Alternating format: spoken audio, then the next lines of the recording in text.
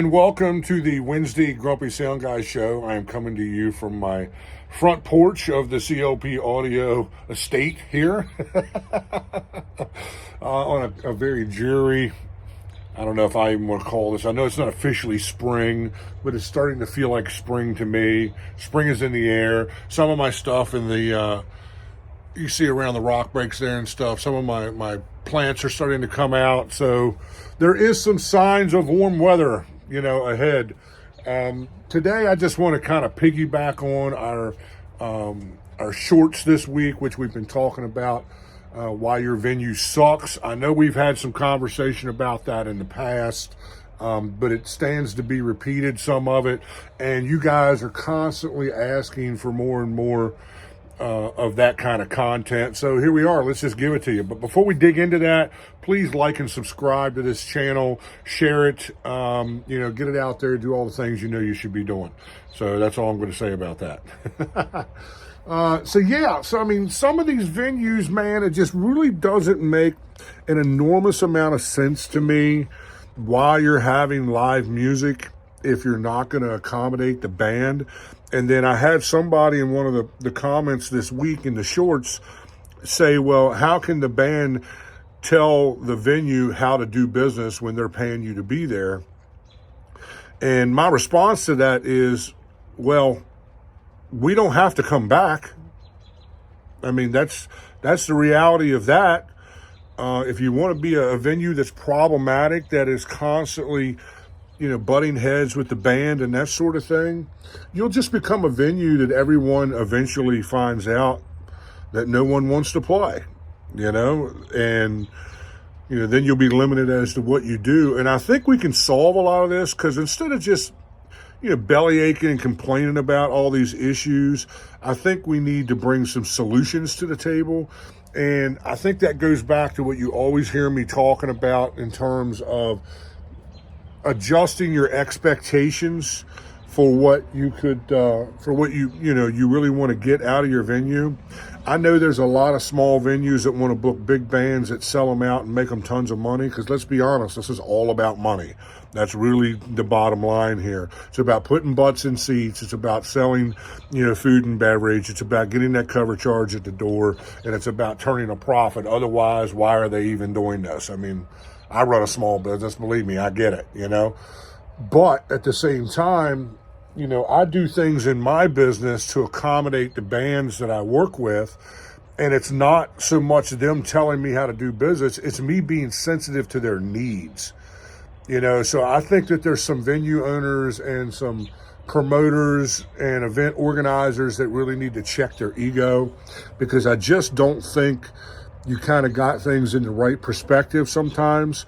If you'll just ask the band what they need, they'll typically tell you. Some of the bigger bands even have riders, which is just a contract to tell you what they need in terms of hospitality, power, production, staffing, all that kind of stuff, load in, load out, that sort of thing.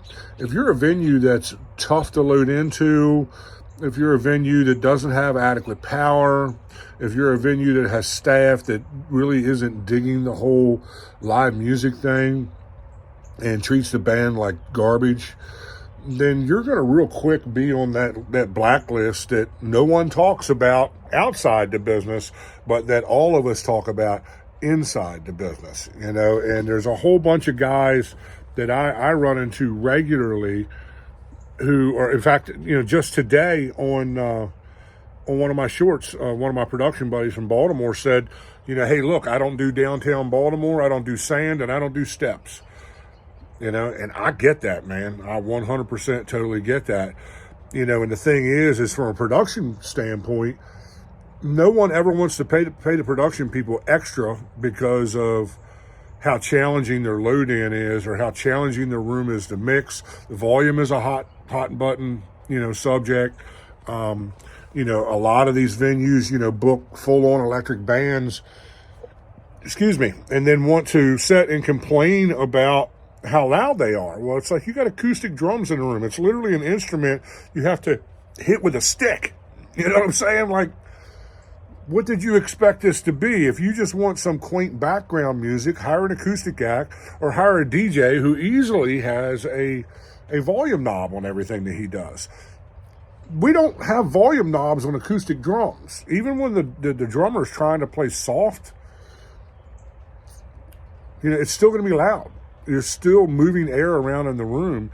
And let's face it, bands want to get into that comfort zone of, feeling the vibe in the groove on stage, and that takes volume, So there's so many things that are out of the realm of realistic expectations in these situations, where I think if you just go back to the table and you ask yourself what you're truly trying to get out of this, then that will dictate as to how you do business with bands and production companies.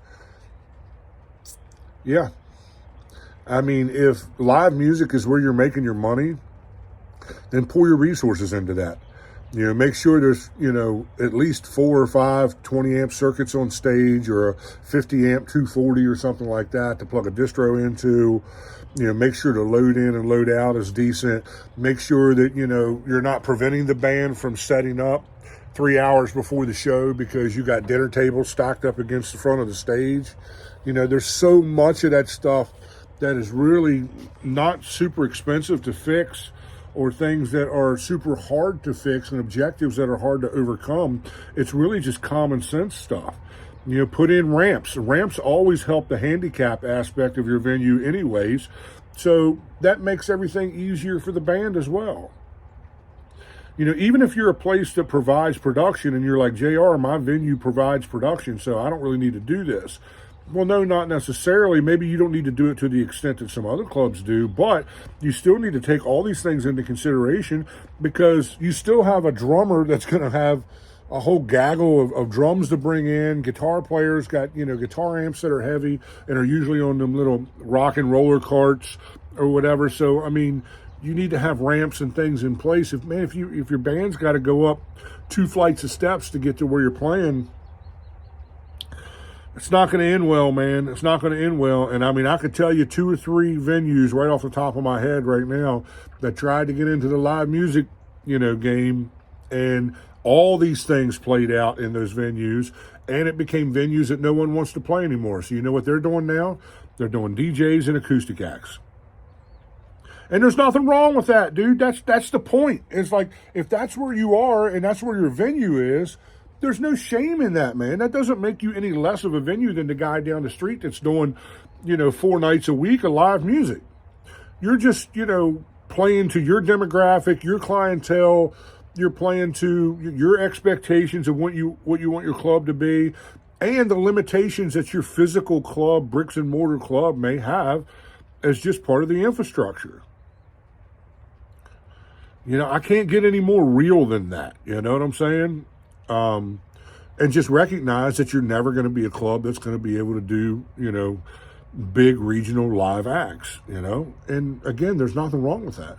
And if you're a club that can do all those things, well, then listen to this video, man. Listen to this week's shorts and read the comments, man, and read what these people are saying, especially over on Facebook and TikTok, because there's a lot more activity over there than there is over on YouTube, because we're still trying to build this YouTube format.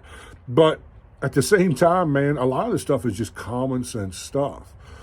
I can remember years ago, I was a house guy in a venue, and regularly we would have the fans of whatever band was playing that night driving, hour and a half, 2 hours to get to the show, come in, sit down, and sat there for 45 minutes before anybody would even come over and take a drink order from them. Like, I can't tell you how many times I've seen their people get up and have to go to the bar to get the first round of drinks, because the staff is completely unplugged from what's going on in the room.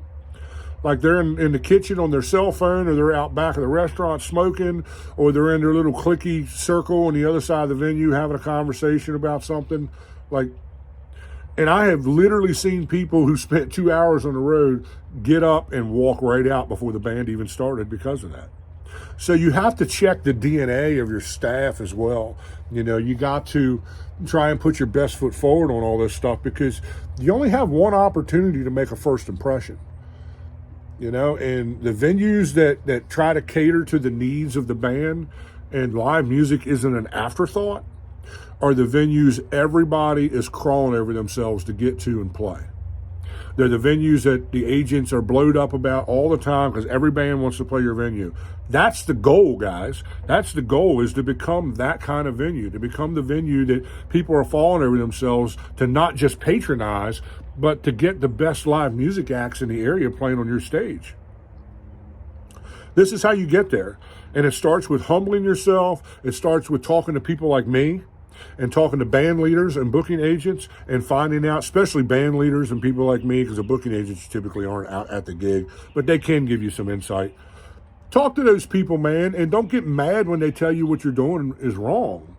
Take that as constructive criticism, a positive thing. It's positive feedback, and use that to your advantage and make the necessary changes in your venue to make it easier for the band to get in and out of your venue, to make it easier for the band to, do what they need to do to create. Like when I was a house guy, I went out of my way to try and create a really creative environment so that these guys felt comfortable when they came in and the vibe was correct on stage. Because if the vibe's not correct on stage, the performance is going to suck. So you're not doing anybody any favors. And you do that by making these guys comfortable. Now listen, if you're a venue owner who's like ready to, mail pipe bombs to me and, throw chairs at me or something because you've dealt with a lot of toxic bands, hey, look, I hear you. And we're going to talk about that too. Maybe that'll be next week's, Wednesday night episode. But for now, we're looking at it from this perspective. We're looking at it from, there's much more bands that are vocal on these posts that are saying, yeah, here's the story of venue X, and no one names any names, so no one's, getting called out. That's not my purpose of any of this. I don't want anybody to start any drama on any of my posts or anything like that. It's not about calling people out. It's about talking about real issues that are going on in our scene that need to be fixed, that need to be addressed, and we all need to grow a pair and talk about the elephant in the room. And in some of these venues, the elephant in the room is the fact that your venue acts like you don't want live music in there. I've seen those venues where the owner's all about live music, but he's never there. He's always someplace else on Friday and Saturday night. His staff is running the place, and his staff absolutely hates working with bands. And maybe they've had some negative band experiences that give them a valid reason to feel that way. Hey, I hear you there too. But if you're going to do bands every weekend, you can't paint with such a broad brushstroke that you just assume that every band is a bunch of jerks that won't tip the waitresses and treat everybody like garbage. Look, there's two sides to this conversation. I get it 100%. But I can tell you this, if you create an environment that is welcoming and you create an environment that meets the needs of what the band needs to give you the performance you're paying for, I promise you all that other stuff will get way, way better. Because nothing will make the band want to treat the staff like garbage than having to jump through a bunch of hoops just to get their gear in the club, just to get on stage and, get set up. You're starting the night off on the wrong foot right there. If the restaurant manager is coming out of the kitchen, giving you a bunch of chin music 10 seconds into the venue, man, I'll be honest, I'm ready to pack my stuff and go home at that point. I got friends of mine who've actually done that because of that situation. But it's not something I would do as a professional. I would do what I was paid to do, but you can guarantee it'd be the last time I would do an event there. No one has time for that jazz, man. And I'm not trying to act like the bands have these big, high and mighty egos. Most of them are pretty humble guys. The ones that are worth their salt are pretty humble guys. Let me put it that way. It's funny in this business. It seems like the ones that are the least talented have the biggest egos, and the ones that are the most talented typically have the smallest egos. And I work with, B Nationals and up and coming Nashville people all the time and can attest for that. They're usually just decent human beings and they're wanting to have a good time. So keep all that stuff in mind as you're programming out what your venue looks like and how you're approaching the entertainers that are coming into your venue and how you're treating those guys. Look, I love all y'all. Please like and subscribe, hit the notification bell, do all the stuff you should be doing. I'll see you next week. See ya!